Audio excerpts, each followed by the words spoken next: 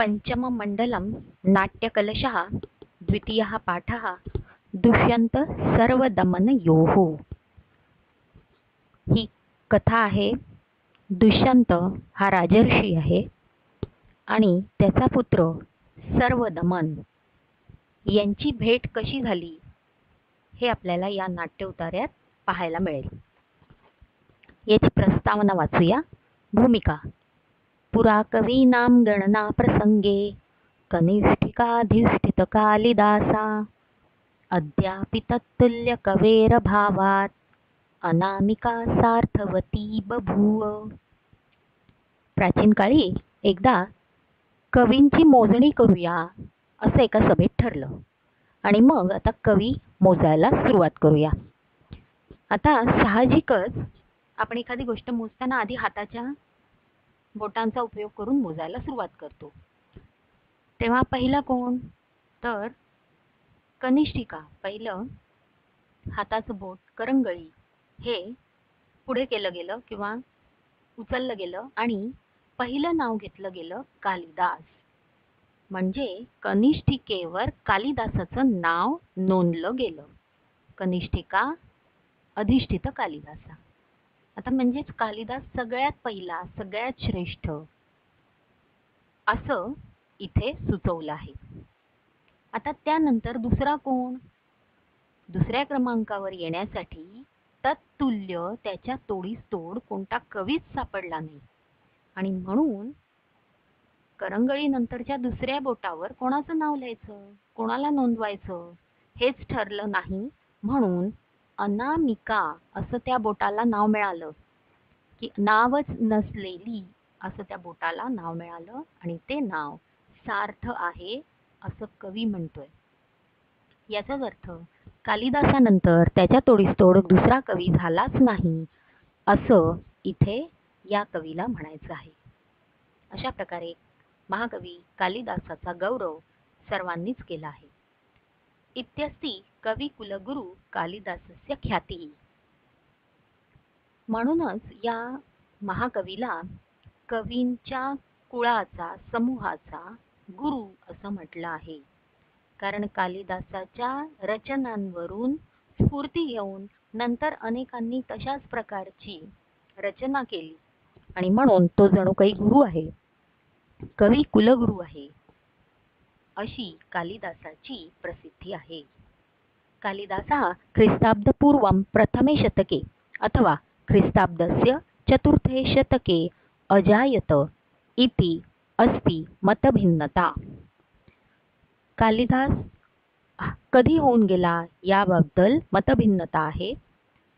ख्रिस्तपूर्व प्रथम शतकामध्ये अग्निमित्र राजाचा उल्लेख त्याने केल्यामुळे आणि तो विक्रमादित्य राजाच्या दरबारात असावा असा तर्क असल्यामुळे ख्रिस्तपूर्व प्रथम शतक असा त्याचा काळ मानला जातो, किंवा ख्रिस्ताब्दस्य चतुर्थे शतके किंवा इसवी सनाच्या चौथ्या शतकामध्ये मौर्य राजांच्या काळामध्ये या कालिदास हा त्यांचा दरबारातला कवी असावा असं एक मत व्यक्त केलं जातं। मालविकाग्निमित्रं विक्रमोर्वशीयम् अभिज्ञानशाकुन्तलम् इति त्रीणि नाटकानि। ही तीन कालिदासाच्या नाटकांची नावं आहेत। मालविका ही राजकन्या आणि अग्निमित्र हा राजा यांची कथा, विक्रम म्हणजेच पुरुरवा राजा आणि उर्वशी ही अप्सरा यांची कथा, आणि अभिज्ञान शाकुंतलम म्हणजे शकुंतलेची ओळख पटली, अभिज्ञान अशी तीन नाटकं त्याने लिहिलेली प्रसिद्ध आहेत। मेघदूतम जेथे मेघाला दूत बनवलं आहे असं हे खंडकाव्य। ऋतुसंहारम जिथे प्रत्येक ऋतूचं वर्णन, सर्व ऋतूंचं एकत्रीकरण, संहार एकत्रीकरण, सर्व ऋतूंचं वर्णन असलेलं हे खंडकाव्य। अशी दोन खंडकाव्य। कुमारसंभवम रघुवंशम इति द्वे महाकाव्ये।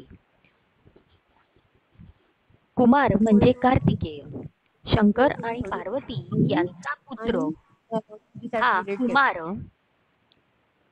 त्याचा जन्म, संभव म्हणजे जन्म. हे तुम्ही करत एक ना तिची महाकाव्य आणि 10 वाजता.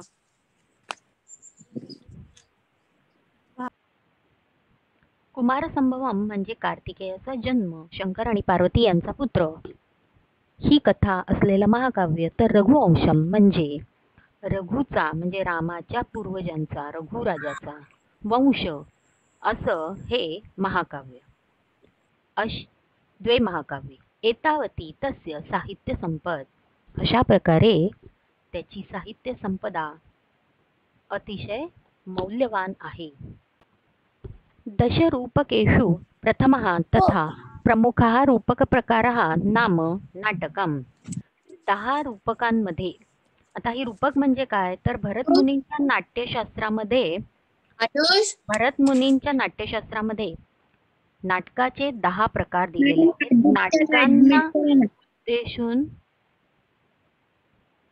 नाटकांना उद्देशून रूपक हा शब्द वापरला आहे. या 10 रूपकांमध्ये सर्वात प्रमुख प्रकार, लोकप्रिय प्रकार हा नाटक आहे. आणि नाटक असे आपण या प्रकाराला म्हणतो, कारण हा प्रकार अतिशय लोकप्रिय झालेला आहे. आता याची वैशिष्ट्ये सांगितलेत. इतिहास पुराण मूला कथा. या नाटकामध्ये इतिहास किंवा पुराण यामधून कथा घेतलेली असते. शृंगार वीर योहो अन्यतमः मुख्य रसः. एकतर शृंगार रस किंवा वीर रस यामध्ये प्रमुख असतो. श्रेष्ठ हा नायक हा श्रेष्ठ पुरुष म्हणजे देवा अथवा राजा, देव किंवा राजा असतो. पंच वा सप्त अंका हा 5 किंवा 7 अंक असतात. एते संती नाटकस्य विशेषाः. आता आपल्याला दिलेला पाठ हा अभिज्ञान शाकुंतलम या नाटकातून घेतला आहे. अभिज्ञान शाकुंतलस्य सप्तम अंकात अयम नाट्यांशः स्वीकृतः. आता आपल्याला त्याची कथा थोडक्यात सांगतायत. नाटकाची कथा. दुर्वाससः शापेन जातात विस्मरणवशात दुष्यंतेन गर्भवती शकुंतला परित्यक्ता. आता इथे कथा अशी आहे की हा दुष्यंत नावाचा राजा आहे पुरुवंशातला. तो शिकारीच्या निमित्ताने जेव्हा अरण्यात गेला होता, त्याने तपोवनात प्रवेश केला आणि तेथे मालिनी नदीच्या तीरावर काश्यप किंवा कण्व ऋषींचा आश्रम होता. तेव्हा त्यांचे दर्शन घेण्यासाठी म्हणून तो आश्रमाकडे गेला. आपल्या मुलीचं जर काही, तिच्या नशिबात जर काही दुर्दैव असेल तर त्याचे शमन व्हावं, त्याची शांती करावी, यासाठी ते तीर्थक्षेत्राला गेले होते. आणि ही मुलगी कोण? त्यांची ही मुलगी म्हणजेच शकुंतला. आता ही शकुंतला त्यांची मानसकन्या आहे, म्हणजे त्यांनी तिला वाढवलं आहे, सांभाळलं आहे. परंतु प्रत्यक्षात ती अप्सरेची कन्या आहे. मेनका या अप्सरेची ती कन्या आहे.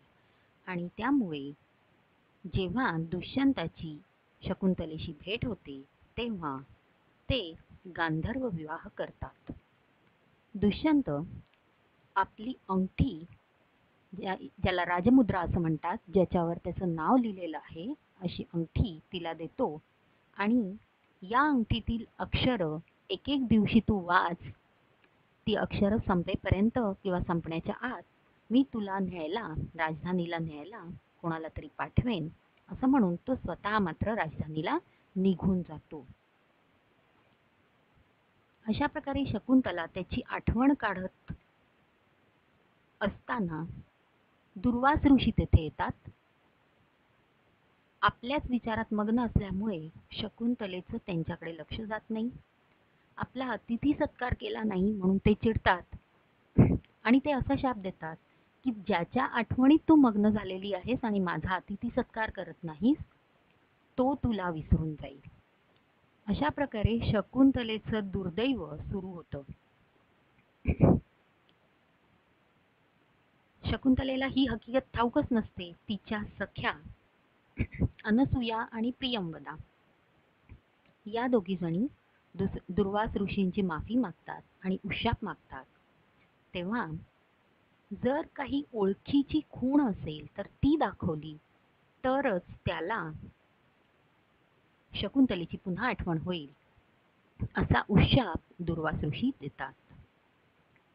या सख्या शकुंतलेला ही गोष्ट सांगत नाहीत. कण्व ऋषी जेव्हा आश्रमात परत येतात आणि शकुंतलेचा विवाह झाला आहे आणि तिला पुत्र प्राप्त होणार आहे, ती गर्भवती आहे, हे त्यांना आकाशवाणीने समजतं, तेव्हा लगेच ते तिची पाठवणी तिच्या सासरी दुष्यंत राजाकडे करतात. शकुंतला तपस्वी लोकांसह राजधानीत दुष्यंत राजाच्या दरबारात जाऊन पोहोचते. दुर्वास ऋषींच्या शापामुळे दुष्यंत तिला विसरून गेला आहे आणि त्यामुळे ही आपली पत्नी आहे याची आठवण त्याला होत नाही. आणि ही जर दुसऱ्याची पत्नी असेल तर केवळ सुंदर रूप आहे म्हणून आपण तिला स्वीकारावे हे त्याला पटत नाही. म्हणजे अर्थातच त्याचा स्वभाव हा धर्मभीरू म्हणजे धर्माचं पालन करणारा आहे आणि म्हणून तो तिला पत्नी म्हणून स्वीकारत नाही. आता ही शकुंतला जेव्हा तिथून निघते तेव्हा तिची आई मेनका तिला तिथून घेऊन निघून जाते. अशा प्रकारे दुष्यंताला शकुंतलेची आठवण न झाल्यामुळे, शकुंतलेची ओळख न पटल्यामुळे, अभिज्ञान न झाल्यामुळे शकुंतला परित्यक्ता होते. यानंतर शकुंतलेला जी अंगठी दिलेली असते ती अंगठी एका कोळ्याने दरबारात आणलेली असते. जेव्हा शकुंतला राजधानीला येत असताना वाटेत शची तीर्थावर पाण्यात हात बुडवते तेव्हा ती अंगठी पडलेली असते. एक मासा ती अंगठी घेऊन टाकतो. हा मासा त्या कोळ्याला सापडतो. तो मासा कापल्यानंतर जेव्हा त्याच्या पोटातनं अंगठी मिळते तेव्हा ती अंगठी मौल्यवान आहे असं समजून तो ती अंगठी विकायला येतो. तेव्हा अधिकारी ती अंगठी त्याच्याकडून राजापर्यंत पोहोचवतात. राजा ती अंगठी पाहिल्याबरोबर शकुंतलेची त्याला आठवण होते. आता अशा प्रकारे अंगठी मिळाल्यानंतर राजा अर्थातच मोठे पारितोषिक देतो. परंतु अंगठी मिळाल्यामुळे दुष्यंताला हे लक्षात येतं की दुसऱ्याच्या पत्नीचा स्वीकार करायचा नाही. ह्या आपल्या तत्वामुळे आणि विस्मरण झाल्यामुळे आपण आपल्याच गर्भवती पत्नीचा त्याग केला. आपण केवढी मोठी चूक केली आहे हे त्याला कळतं आणि त्याला अतिशय पश्चाताप होतो. याच सुमारास कालनेमी या राक्षसाचे जे वंशज आहेत दुर्जय यांच्याशी युद्ध करण्यासाठी इंद्राने या दुष्यंताला बोलावणे पाठवले. इंद्राचा सारथी मातली हा या दुष्यंताला नेण्यासाठी आला आहे. दुष्यंताने इंद्रासाठी या असुरांशी युद्ध केलं, त्यांचा पराभव केला. इंद्राने दुष्यंताचा सत्कार केला आणि आता मातली बरोबर स्वर्गातून आकाशयानाने हा दुष्यंत राजा परत येत आहे. इकडे अदृश्य रूपात मेनका शकुंतलेला घेऊन गेली. सा मारीच आश्रमे पुत्रम सर्वदमनम जनितवती. मारीच ऋषींच्या आश्रमामध्ये या शकुंतलेला पुत्र प्राप्त झाला. सर्वदमन असे त्याचे नाव ठेवण्यात आले. कंचित कालानंतरम दुष्यंतः दैववशात तत्र आगतः. असुरांचा विनाश करून जेव्हा इंद्रसारथी मातली बरोबर आकाशयानाने हा दुष्यंत परत येत आहे, त्याचं वर्णन केलंय. परिवह या वायुमार्गाने हे आकाशयान येत आहे. ते खाली स्वर्गातून खाली खाली येत आता ढगांपर्यंत, वातावरणात, पृथ्वीच्या वातावरणात पाण्याने भरलेले ढग असतात तिथपर्यंत पोहोचला आहे. त्यावेळी त्याला समोर हेमकूट पर्वत दिसतो. हेमकूट पर्वत हा किमपुरुषांच्या तपसंसिद्धीचे क्षेत्र आहे. किमपुरुष हे देवांचे सेवक असतात. मानवांहून अधिक काही शक्ती, जादूच्या शक्ती त्यांना प्राप्त झालेल्या असतात. तेव्हा हा हेमकूट पर्वत अशा ठिकाणी हा मारीच ऋषींचा आश्रम आहे की जिथे सामान्य लोक पोहोचू शकणार नाही. स्वयंभू ब्रह्मदेवाचे पुत्र मरीची हे प्रजापती आहेत. हे महर्षी तेथे आपल्या पत्नीसह त्यांच्या आश्रमामध्ये आणि इतर अनेक तपस्वी लोकांसह तिथे निवास करतात. तिथे वर्णन केलंय त्या आश्रमाचं. अनेक मंदार वृक्ष आदी तिथे लावलेले आहेत आणि तिथे हा दुष्यंत मारीच ऋषींना नमस्कार करावा या इच्छेने मातलीला सांगतो, आपण तिथे जाऊया. त्याप्रमाणे मातली त्या आश्रमात दुष्यंताला घेऊन जातो. मारीच ऋषींची भेट व्हावी म्हणून तो ते कोठे आहेत किंवा कोणत्या कामात मग्न आहेत अशी चौकशी करतो. त्यावेळी पतिव्रता धर्माचे वर्णन करून सांगत आहेत. दाक्षायणीने प्रश्न विचारलाय आणि त्यावर ते हे प्रवचन करत आहेत असं त्यांना कळतं. तेव्हा मातली दुष्यंताला अशोक वृक्षाखाली उभं राहण्यास सांगतो आणि मी मारीच ऋषींना तुझ्या आगमनाची वार्ता सांगतो असं म्हणून तो निघून जातो. आता दुष्यंत तिथे अशोक वृक्षाखाली उभा आहे. वृक्षांतरितः दुष्यंतः कौतुकेनं बाललीला हा दृष्टवान. त्याचं लक्ष जातं की तिथे एक लहान मुलगा खेळतो आहे आणि हा लहान मुलगा काय खेळतोय किंवा कशाने खेळतोय तर एक छोटंसं सिंहाचं पिल्लू आहे, सिंहाचा छावा आहे आणि त्याच्या बरोबर हा खेळतो आहे आणि त्यामुळे राजाला त्या छोट्या मुलाचं खूप कौतुक वाटतं. तापसिद्ध्यां संवाद माध्यमेन तेन स्वपुत्रः कथम अभिज्ञातः इति अस्ति अस्य नाट्यखंडस्य विषयः. त्यानंतर तिथे ज्या तापसी आहेत त्या बाळाला सांभाळणाऱ्या, त्यांच्याशी बोलताना राजाला कसं लक्षात येतं की हा आपलाच मुलगा आहे ते आपल्याला पुढील उतार्यामध्ये सांगितलं आहे. राजा हा जेव्हा त्या अशोक वृक्षाखाली उभा राहतो, बघा छोट्या छोट्या गोष्टी असतात त्याच्यामधनं नाटककार खूप छान सूचना करत असतो, सुचवत असतो की राजाला मातलीने अशोक वृक्षाखाली उभं केलंय म्हणजेच राजाचा शोक यापुढे दूर होणार आहे.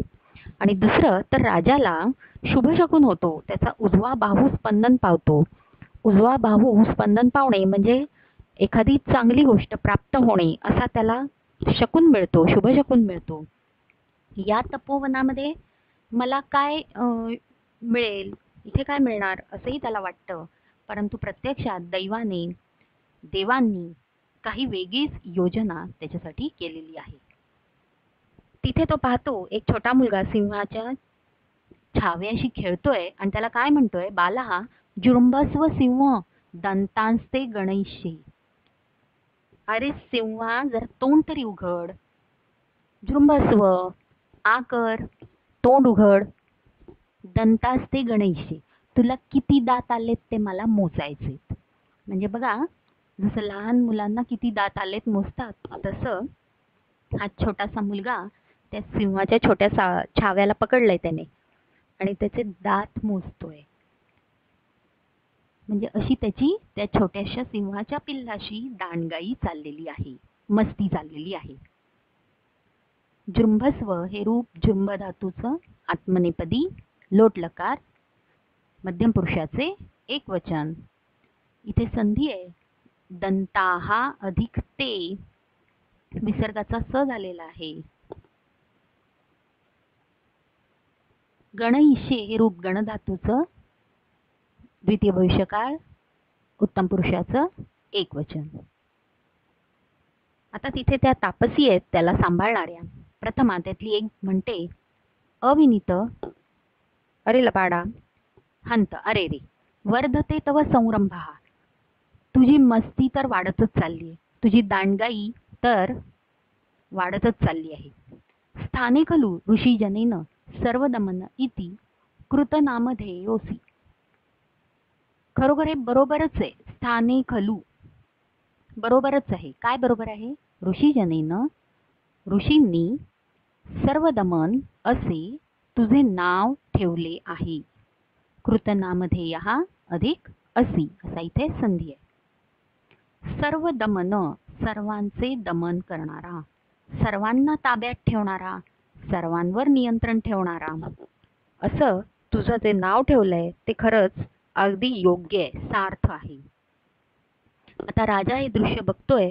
आत्मगतम, तो स्वतःच्या मनाशी विचार करतो. म्हणजेच हे वाक्य हा संवाद त्याने मनात म्हटलेला असल्यामुळे रंगमंचावर उपस्थित इतरांना तो ऐकू जात नाहीये, प्रेक्षकांना मात्र तो ऐकू येतोय. आत्मगतम ही सूचना नाटककार देतो त्या नटाला की त्याने तसा अभिनय करायचा आहे. अर्थातच जेव्हा अशी आत्मगत वाक्य म्हटली जात असतात, संवाद म्हटले जात असतात, तेव्हा रंगमंचावर उपस्थित इतर पात्र आपल्याला ते ऐकू नाही येत आहेत असे आपापल्या कामामध्ये मग्न असल्याचे आविर्भाव करतात. राजा असं म्हणतो, किन्नु खलु बाले अस्मिन् औरसः इव पुत्री स्निह्यति मे मनः. का बरं असं होतंय खरंच की या मुलाच्या बाबतीत माझं मन जणू काही स्वतःचा मुलगा असल्यामुळे, आपल्या पोटचा मुलगा असल्याप्रमाणे अगदी माझं मन त्याच्यावर खूप प्रेम करत आहे. स्नेहती, मला त्याचा खूप लळा वाटतोय, आपुलकी वाटतेय, जिव्हाळा वाटतोय. का बरं? पहिल्याच भेटीत, पहिल्याच दर्शनात हे छोटंसं बाळ, हा छोटासा मुलगा राजाला इतका आवडला की जणू आपलाच मुलगा असल्याप्रमाणे तो प्रेम करू लागला. बाले अस्मिन औरसहा इव असा हा इथे संधी आहे. पुत्रे स्निह्यती, स्नेह धातू आहे या चौथ्या गणाचा परस्मैपदी. या धातूला सप्तमीची अपेक्षा असते. ज्याच्यावर प्रेम करायचं त्याची सप्तमी. पुत्रे स्निह्यती, पुत्रे ही सप्तमी विभक्ती. मे मनः स्निह्यती, माझं मन याच्यावर लगेच प्रेम करू लागलं आहे, अगदी स्वतःचाच मुलगा असल्यामुळे. असं का बरं? पहिल्याच भेटीत असं का झालं? नूनम अनपत्यता माम वत्सलयती. आणि त्याचं कारण तो स्वतःलाच उत्तर देतो की खरंच अनपत्यता, मूलबाळच नाही मला, आणि त्यामुळे माम वत्सलयती, मूलबाळ नसल्यामुळे जेव्हा पहिल्यांदा मी हे लहान मूल बघतोय तेव्हा ती माझ्या मनातली मूल नसल्याची भावना आहे, ती भावना मला आता प्रेमळ बनवत आहे. त्या भावनेमुळे मी आता कोणावरही जे मूल दिसेल त्याच्यावर प्रेम करत आहे. वत्सलयती म्हणजे ते मूल माझं नसलं तरी माझं असल्याप्रमाणे मी त्याच्यावर प्रेम करतोय, कारण माझ्या मनातली अनपत्यतेची भावना, आपल्याला मूल नाही ही भावना आहे. त्यामुळे मी या बाळाच्या बाबतीत, या मुलाच्या बाबतीत प्रेमाने वागत आहे, त्याच्याकडे प्रेमाने पाहत आहे. वत्सलयती, वत्सल या शब्दापासून तयार केलेल्या नामधातूचा हा लटलकार. आता ती तापसी पुन्हा त्या मुलाशी बोलतीये. वत्स एनं बालमृगेंद्रम मुंच अपरम ते क्रीडनकम दास्यामी. अरे बाळा, या छोट्या सिंहाला, या सिंहाच्या छाव्याला, पिल्लूला सोडून दे. मुंच, पकडू नकोस, सोडून दे. अपरम ते क्रीडनकम दास्यामी, मी तुला दुसरं एखादं खेळणं देते. म्हणजे खेळण्यांनी खेळ, परंतु या खऱ्या छोट्या पिल्लाशी मस्ती करू नकोस, कारण त्याला त्रास होईल. तो त्याला पकडतोय तर त्याला चिवळतोय आणि त्यामुळे त्या छोट्या पिल्लाला त्रास होईल. या सगळ्या प्राण्यांना तपोवनामध्ये, प्राण्यांना, पक्ष्यांना, वृक्षांना तपोवनामध्ये अभय असतं. त्यांना कोणीही त्रास देत नाही, त्यांची शिकार सुद्धा कोणी करत नाही आणि म्हणून हा छोट्या सिंहाच्या पिल्लाला सोडून द्यावं अशी तापसी त्या बाळाला सूचना करते. सर्वदमन लगेच उत्तर विचारतो, कुत्र देही येतात? कुठे खेळणं? दे बर ते. देही अधिक येतात असा इथे हा संधी झालेला आहे. म्हणजे आधी खेळणं दे मग ह्याला सोडेन असं सर्वदमनाला वाटतंय. कारण एखादं तरी खेळणं हातात हवं, त्याच्याशिवाय मन कसं रमणार. तेव्हा आधी तो सोडायला तयार नाही. आधी दुसरं खेळणं दे असं सर्वदमन म्हणतो. देही हे रूप दा धातूचं तिसऱ्या गणाचा परस्मैपदी उभयपदी आहे इथे परस्मैपद. लोट लकार मध्यम पुरुषाचे एकवचन. इति हस्तं प्रसारयति असे म्हणून सर्वदमन हात पुढे करतो. हात पुढे करतो ते खेळणं घेण्यासाठी आणि त्यामुळे त्या तापसीला लक्षात येतं की आता खेळणं दिल्याशिवाय हा त्या छोट्या सिंहाला सोडणार नाही.